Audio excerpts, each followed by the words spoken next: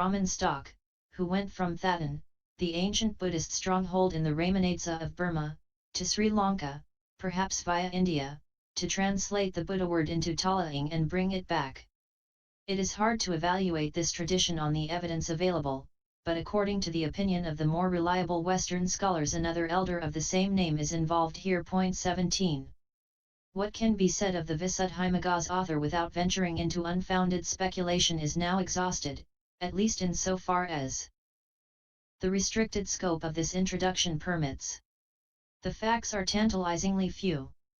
Indeed, this, like many scenes in Indian history, has something of the enigmatic transparencies and uncommunicative shadows of a moonlit landscape, at the same time inescapable and ungraspable.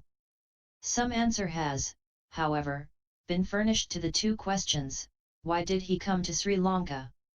And why did his work become famous beyond its shores? Trends such as have been outlined, working not quite parallel on the Theravada of India and Sri Lanka, had evolved a situation favouring a rehabilitation of Pali, and consequently the question was already one of interest not only to Sri Lanka, where the old material was preserved.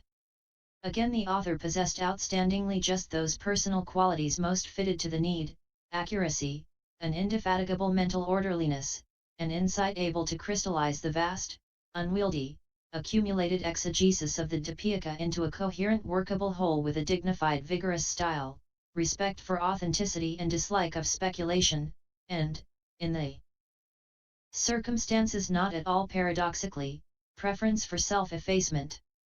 The impetus given by him to Pali scholarship left an indelible mark on the centuries that followed, enabling it to survive from then on the Sanskrit siege as well as the continuing schism and the political difficulties and disasters that harassed Sri Lanka before the Second Renascence. A long epoch of culture stems from him.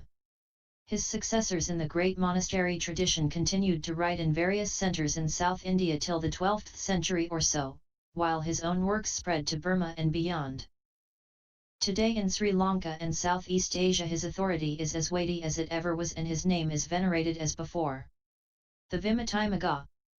Besides the books in Sinhala Bhattacharya Buddhaghosa names as available to him, which have all disappeared, there was also a manual, existing now only in a Chinese translation of the 6th century CE, presumed to have been written in Pali. Bhattacharya Buddhaghosa himself makes no mention of it, but his commentator Bhattacharya Dhammapada, writing perhaps within 2 centuries of him, mentions it by name, CCH 3, n.19. The Visuddhimagga refutes a certain method of classifying temperaments as unsound. The elder Dhammapada ascribes the theory refuted to the Vimattimagga. The theory refuted is actually found in the Chinese version. Then other points rejected by the Visuddhimagga are found in the Vimattimagga. Some of these are attributed by the elder Dhammapada to the Abhayagiri monastery. However, the Vimattimagga itself contains nothing at all of the Mahayana, its unorthodoxies being well within the Hinayana field. The book is much shorter than the Visuddhimagga. Though set out in the same 3 general divisions of virtue, concentration, and understanding, it does not superimpose the pattern of the 7 purifications. Proportionately much less space is devoted to understanding, and there are no stories. Though the appearance in both books of numbers of nearly identical passages suggests that they both drew a good deal from the same sources, the general style differs widely. The 4 measureless states and the 4 immaterial states are handled differently in the 2 books. Besides the material octads, enneads and decads, it mentions endcads, etc., too. Its description of the 13 ascetic practices is quite different. Also Abhidhamma, which is the keystone of Bhattacharya Buddhaghosa's exegesis, is not used at all in the Vimattimagga. Aggregates, truths, etc., do not in themselves constitute Abhidhamma in the sense of that Piyaka. There is for instance even in its description of the consciousness aggregate, no reference to the Dhammasayajas classification of 89 types, and nothing from the Pahana, and though the cognitive series is stated once in its full form, in ch 11, no use is made of it to explain conscious workings. This Vimattimagga is in fact a book of practical instructions, not of exegesis. Its authorship is ascribed to an elder Upatissa. But the mere coincidence of names is insufficient to identify him with the arahant Upatissa, prior to 3rd CE, mentioned in the Vinaya Parivara. A plausible theory puts its composition sometime before the Visuddhimagga, possibly in India. That is quite compatible with its being a product of the Great Monastery before the Visuddhimagga was written, though again evidence is needed to support the hypothesis. That it contains some minor points accepted by the Abhayagiri monastery does not necessarily imply that it had any special connections with that center. The source may have been common to both. The disputed points are not schismatical. Bhattacharya Buddhaghosa himself never mentions it. Trends in the development of Theravada doctrine. The doctrines, Dhamma, of the Theravada Pali tradition can be conveniently traced in three main layers. 1. The first of these contains the main books of the Pali Sutta Pithakas. 2. The second is the Abhidhamma Pitaka, notably the closely related books, the Dhammasaya, Vibhoga, Pahana. 3. The third is the system which the author of the Visuddhimagga completed, or found completed, and which he set himself to edit and translate back into Pali. Some further minor developments took place subsequently, particularly with the 12th century. Abhidhammathasayagaha, but they are outside the present scope. The point at issue here is not the much debated historical question of how far the Abhidhamma books, leaving aside the Kathavathu, were contemporary with the Vinaya and Suttas, but rather what discernible direction they show in evolution of thought. 1. The Suttas being taken as the original exposition of the Buddha's teaching. 2. The Abhidhamma Pitaka itself appears as a highly technical and specialized systematization, or complementary set of modifications built upon that. Its immediate purpose is, one may say, to describe and pinpoint mental constituents and characteristics and relate them to their material basis and to each other, with the secondary object, perhaps, of providing an efficient defense in disputes with heretics and exponents of outsiders' doctrines.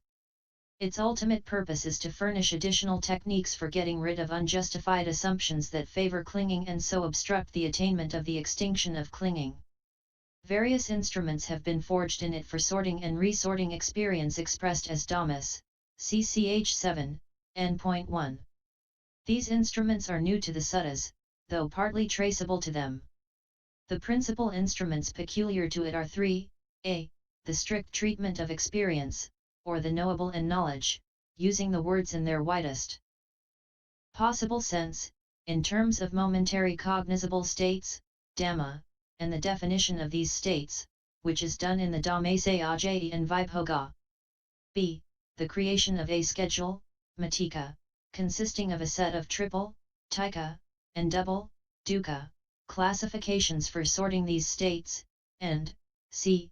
The enumeration of 24 kinds of conditioning relations, Pakaya, which is done in the Pahana. The states as defined are thus, as it were, momentary stills. The structure of relations combines the stills into continuities, the schedule. Classifications indicate the direction of the continuities. The three Abhidhamma books already mentioned are the essential basis for what later came to be called the Abhidhamma method. Together they form an integral whole.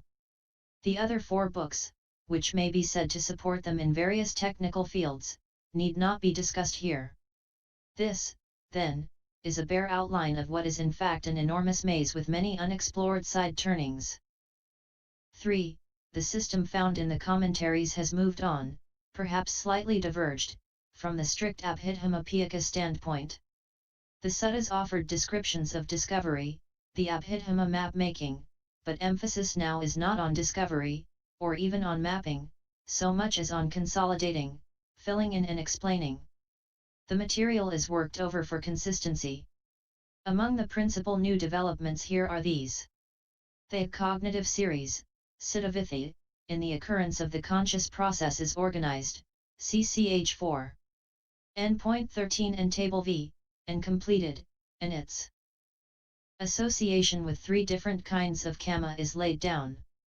The term sabhava, individual essence, own being or itness, CCH 7, and point 68, is introduced to explain the keyword Dhamma, thereby submitting that term to ontological criticism, while the Samaya, event or occasion, of the Dhammasayaji is now termed Akayo, moment, thus shifting the weight and balance a little in the treatment of time. Then there is the specific ascription of the three instants, Ko, 2, of arising, presence and dissolution, Upada Hiti to each moment.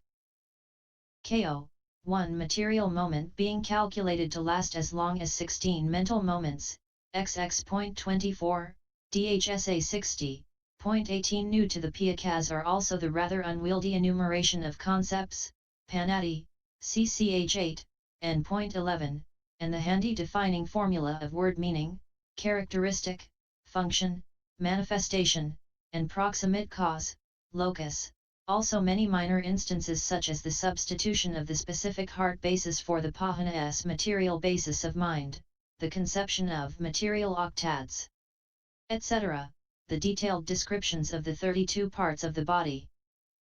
Instead of the bare enumeration of the names in the suttas, 31 in the four Nikayas and 32 in the Kadakapaha and the Paisam and many more. And the word Paramatha acquires a new and slightly altered currency. The question of how much this process of development owes to the post-Mauryan evolution of Sanskrit thought on the Indian mainland, either through assimilation or opposition, still remains to be explored, like so many others in this field. The object of this sketch is only to point to a few landmarks. The Paramathamangasa. The notes to this translation contain many quotations from the commentary to the Visuddhimagga, called the Paramathamangasa or Mahaka. It is regarded as an authoritative work. The quotations are included both for the light they shed on difficult passages in the Visuddhimagga and for the sake of rendering for the first time some of the essays interspersed in it. The prologue and epilogue give its author as an elder named Naoamoli, who lived at Badaraditha, identified as Nirchana.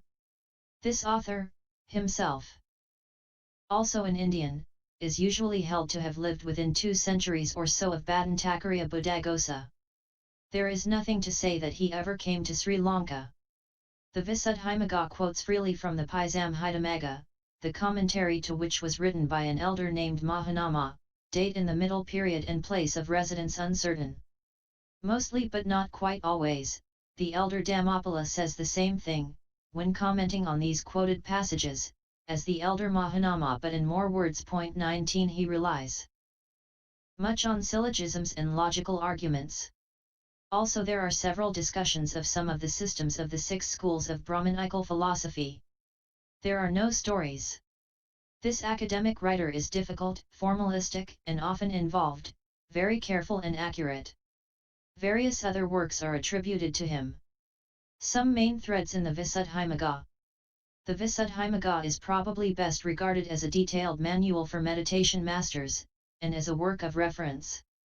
As to its rather intricate construction, the list of contents is given rather fully in order to serve as a guide to the often complicated form of the chapters and to the work as a whole. In addition, the following considerations may be noted. Chapters I and II, which deal with virtue as the practice of restraint, or withdrawal, need present no difficulties. It can be remarked here, though, that when the Buddhist ascetic goes into seclusion, restrains the sense doors, it would be incorrect to say of him that he leaves the world, for where a man is, there is his world, loka, as appears in the discourse quoted in 7.36, cf. also S4 116 as well as many other suttas on the same subject. So when he retreats from the clamour of society to the woods and rocks, he takes his world with him, as though withdrawing to his laboratory, in order to better analyze it. Chapters 3 to 11 describe the process of concentration and give directions for attaining it by means of a choice of 40 meditation subjects for developing concentration.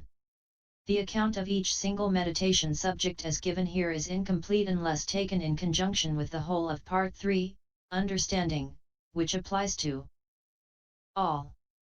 Concentration is training in intensity and depth of focus and in single-mindedness.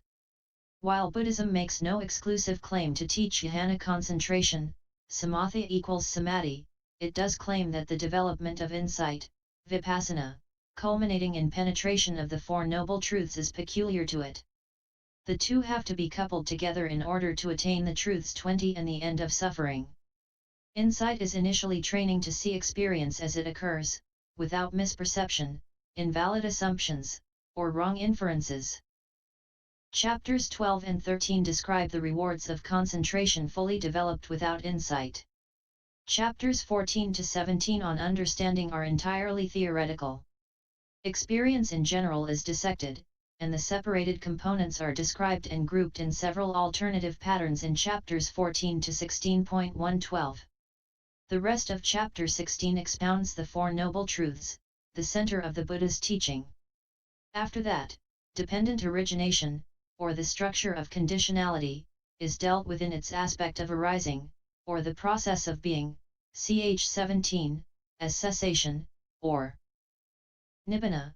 It is dealt with separately in chapters 16 and 19.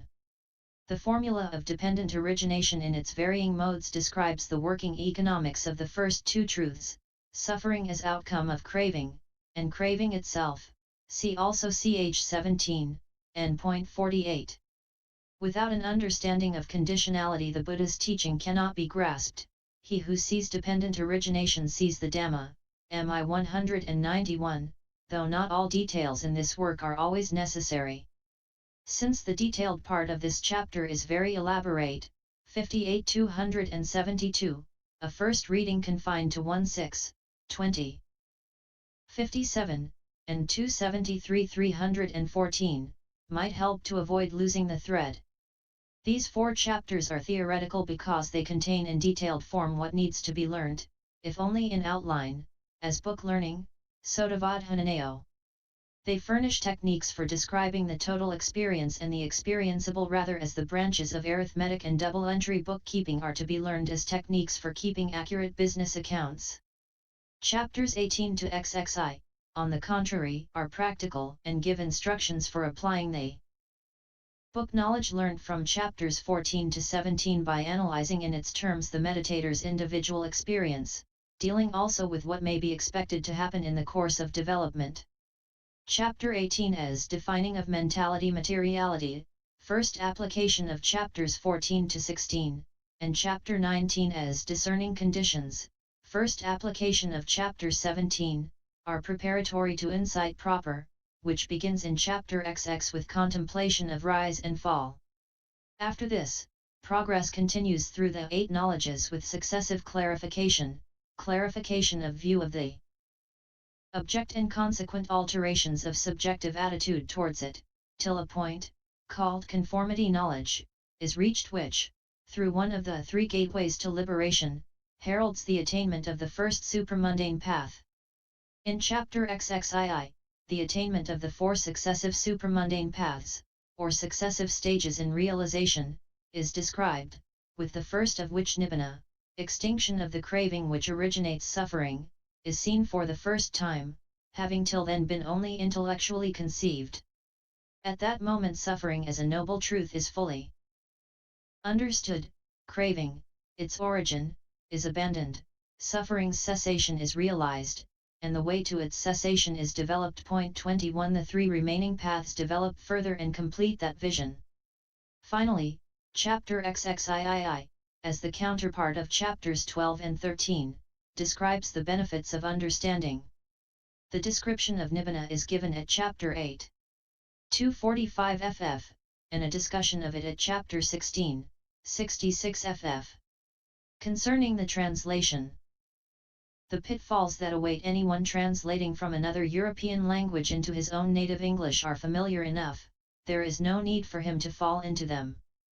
But when he ventures upon rendering an Oriental language, he will often have to be his own guide. Naturally, a translator from Pali today owes a large debt to his predecessors and to the Pali Text Society's publications, including in particular the Society's invaluable Pali-English dictionary. A translator of the Visuddhimagga, too, must make due acknowledgement of its pioneer translation U.